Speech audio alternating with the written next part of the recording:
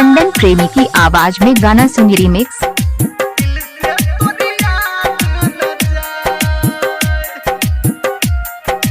अभी आप सुन रहे हैं धर्मेंद्र निर्मलिया को।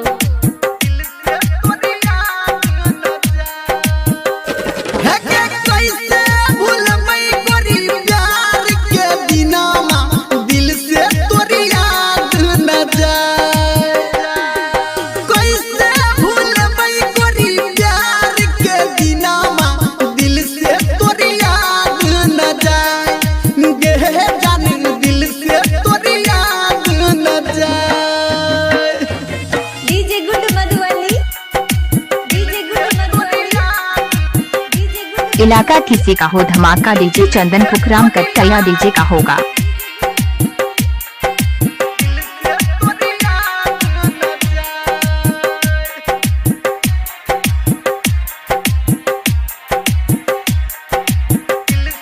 चंदन प्रेमी का नाम तो सुना ही होगा।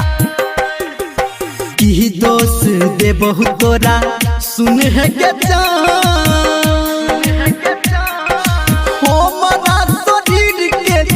लही परा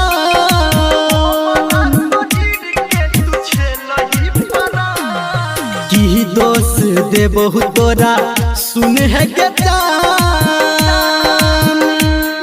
हो हमारा शरीर के तू छेलही परा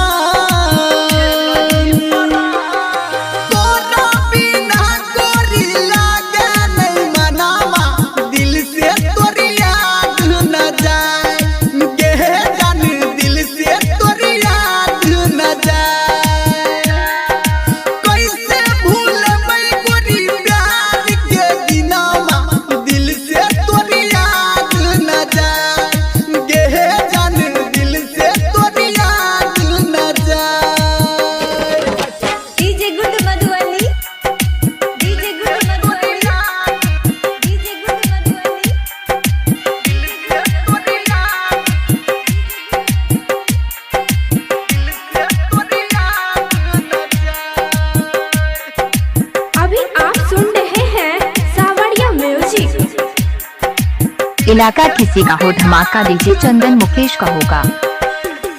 रहे छला दिल में तू सासु बन के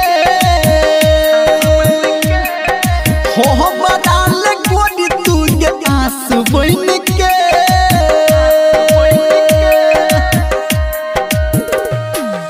रहे छला दिल में तू सासु बन के